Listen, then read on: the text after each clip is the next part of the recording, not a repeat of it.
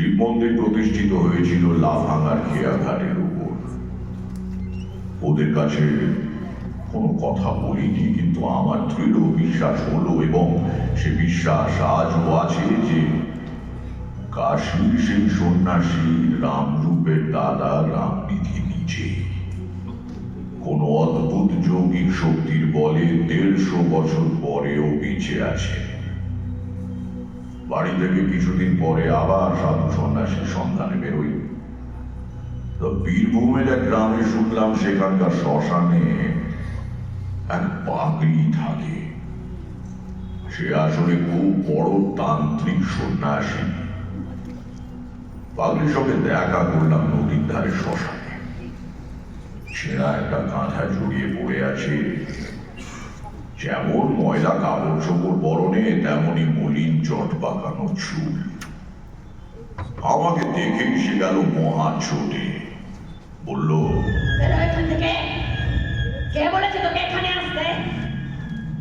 ওরা আলু ঠালু বিকট মলিন চেহারা দেখে মনে যে ভাব এসেছিল, সেটাকে অতি কষ্টে চেপে বললাম, মা, আমাকে আপনার শিষ্য করে নিন। অনেক দূর থেকে এসেছি, দয়া করুন আমার উপর। তারপর আঙুল দিয়ে গ্রামের দিকে দেখিয়ে বলল, নির্জন শ্মশান। ভয় হলো মূর্তি দেখে, কি জানি মারবে টারবে নাকি। পাগল মানুষকে বিশ্বাস নেই। সেদিন চলে এলাম, কিন্তু আবার গেলাম তার পর দিন। আবার কেন এলে? মা, আমাকে দয়া করো। তারপর রেগে আমায় মারলো এক লাথি। বলল, যদি আসিস তবে বিপদে পড়বি, খুব সাবধান। রাত্রে শুয়ে শুয়ে ভাবলাম, না, এখান থেকে চলে যাই, আর এখানে নয়। কি এক পাগলের পাল্লায় পড়ে প্রাণটা যাবে দেখছি কোনোদিন। শেষ রাত্রে স্বপ্ন দেখলাম, পাগলি এসে যেন আমার সামনে দাঁড়িয়েছে। সে চেহারা নেই। মৃদু হাসি হাসি মুখ আমায় যেন বলল, লাঠিটা খুব লেগেছে না রে? রাগ করিস নে, কাল যাস আমার ওখানে। হ্যাঁ, সকালে উঠে আবার গেলাম। ও মা, স্বপ্ন টপ্ন সব মিথ্যে। পাগলি আমায় দেখে মার মূর্তি হয়ে শ্মশানের একখানা পোড়া কাঠ আমার দিকে ছুঁড়ে মারল। আমিও তখন মরিয়া হয়েছি। বললাম, তুমি তবে রাত্রে আমায় বলতে গিয়েছিলে কেন স্বপ্নে? তুমি তো আমায় আসতে বললে।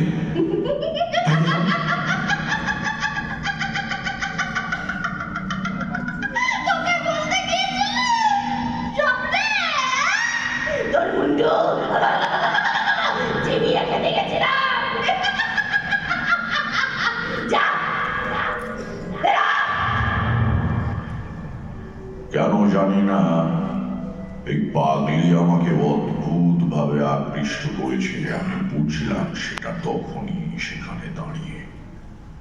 এ যতই আমাকে বাইরে দাঁড়িয়ে দেবার ভান করুক, আমার মনে হলো ভেতরে ভেতরেই আমায় এক অজ্ঞাত শক্তির বলে টানছে।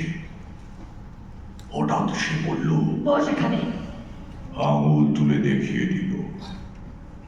তার আঙুল তুলে দেখিয়ে দেওয়ার ভঙ্গিটা যেন খুব রাজা জমিদারের ঘরের কর্ত্রীর মতো। তার সে হুকুম পালন না করে যে উপায় নেই। কাজে বসতে হলো। কেন এখানে এসে এসে বিরক্ত করিস বলতো? হ্যাঁ, তোর দ্বারা কি হবে? কি হবে? কিচ্ছু হবে না। তোর সংসারে এখনো পুরো ভোগ রয়েছে। আমি চুপ করেই থাকি। খানিক বাদে পাগলি বলল, আচ্ছা, কিছু খাবি? আমার এখানে যখন এসেছিস, তার উপর আবার বামুন, তখন কিছু খাওয়ানো দরকার। বল, কি খাবি? পাগলির শক্তি কত দূর দেখবার জন্য বড় কৌতূহল হলো। এর আগে লোকের মুখে শুনে এসেছি যা চাওয়া যায় সাধু সন্ন্যাসীরা এনে দিতে পারে। কলকাতার বন্ধ বাবাজির কাছে খানিকটা যদিও দেখেছি, সেসব আমার ততটা আশ্চর্য বলে মনে হয়নি। বললাম, অমৃতি, জিলিপি, ক্ষীরের বরফি, বড়নগরে যদি ভালো কোনো মিষ্টির দোকান থাকে, আর বর্তমান কলা খাবো না। পাগলি এক আশ্চর্য ব্যাপার করল। শ্মশানের কতগুলো পোড়া কয়লা পাশেই পড়েছিল, হাতে তুলে নিয়ে বলল, এই নে, খা, ক্ষীরের বরফি। আপনি ওগুলো খেলেন? মানে শ্মশানের পোড়া কয়লা? আরে আমি তো অবাক। ইতস্তত করছি দেখে সে পাগলের মতো খিলখিল করে কি একরকম অসম্বদ্ধ হাসি এসে বলল,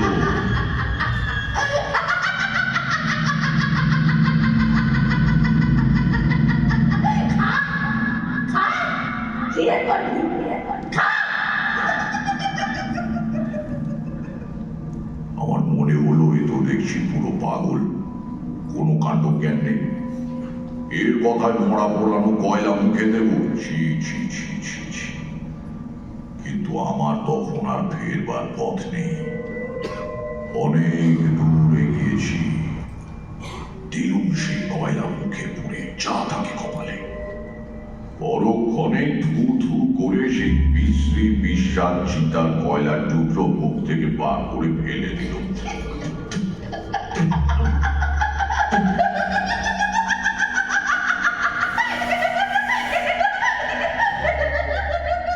রাগে দুঃখে আমার চোখে তখন জল এসেছে। কি বোকামি করেছি এখানে এসে। এ পাগলই, পাগল ছাড়া আর কিছু নয়। বদ্ধ উন্মাদ পাড়া মায়ের ভূতেরা সাধু বলে নাম রটিয়েছে। খেলি রাবড়ে মর্তমান কলা এটুক কোথাকার পেটের জন্য এসেছো শ্মশানে আমার কাছে। দৌড়া জানোয়ার, দৌড়া। আমার ভয়ানক রাগ হলো। অমন নিষ্ঠুর কথা আমায় কখনো কেউ মুখের উপর বলেনি। একটিও কথা না বলে আমি তখনই সেখান থেকে উঠে চলে এলাম। বললে বিশ্বাস করবেন না, আবার সেদিন শেষ রাত্রে পাগলিকে স্বপ্নে দেখলাম। আমার শিওরে দাঁড়িয়ে হাসি হাসি মুখে সে বলছে, রাগ করিস নে, আসিস আজ, রাগ করবি না। ছি! এখনো পর্যন্ত আমার সন্দেহ হয় পাগলিকে স্বপ্নে দেখেছিলাম না জাগ্রত অবস্থায় দেখেছিলাম। যাই হোক, জেগে উঠে আমার আর রাগ রইল না। এই পাগলি আমায় জাদু করলে নাকি? গেলাম আবার দুপুরে। এবার কিন্তু তার মূর্তি ভারী প্রসন্ন। আবার এসেছিস দেখছি। আচ্ছা নজর বান্ধা তো তুই। কেন বাঁধন নাচাচ্ছ আমাকে? দিনে অপমান করে বিদায় করে আবার রাতে কি আসতে বলো? এরকম হয়রান করে তোমার লাভ কি? পারবি তুই? সাহস আছে? ঠিক যা বলবো তাই করবি? আছে, যা বলবে তাই করব। বড়নগরে মেসিকে আনা ছাড়া বাকি যা বলবে আমি তাই করব। দেখোই না পরীক্ষা করে। বলো। রাত্রে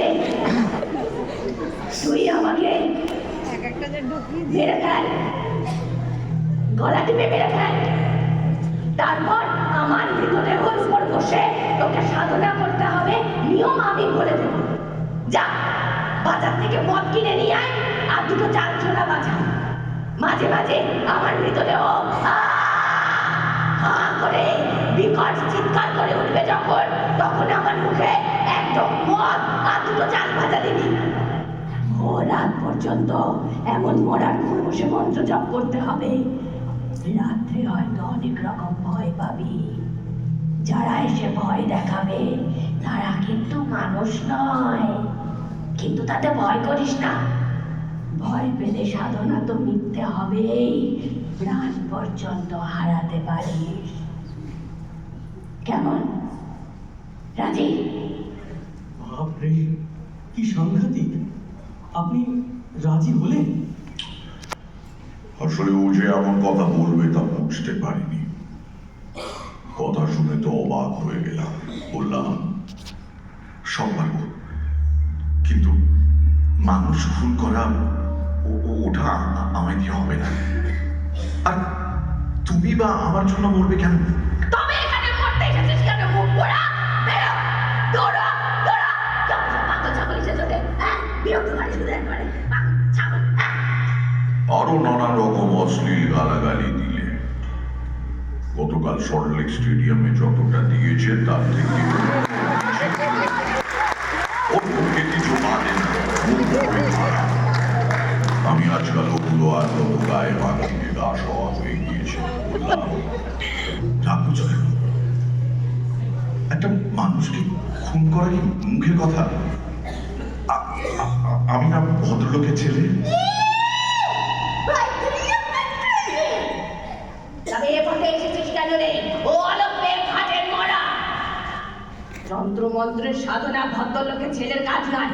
যা গিয়ে কামিজ চাদর করে পৌঁছে চাকরি করবি। তুমি শুধু রাগই করো। বিধাননগর পুলিশের হাঙ্গামার কথা তো ভাবছো না? আমি যখন ফাঁসি যাবো তখন ঠেকাবে কে?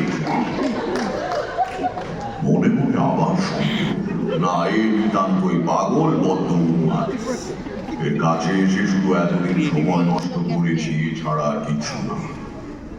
তখনই মনে পড়ল, পাগলির মুখে শুদ্ধ সংস্কৃত শ্লোক শুনেছি, তন্ত্রের কথা শুনেছি।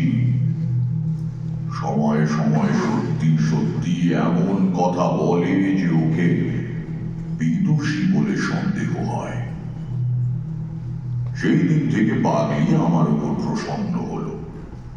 বিকেলে যখন গেলাম তখন নিজেই ডেকে বলল, আমার রাগ হলে আর জ্ঞান থাকে না। তোকে বেলা গালাগালি দিয়েছি, কিছু মনে করিস।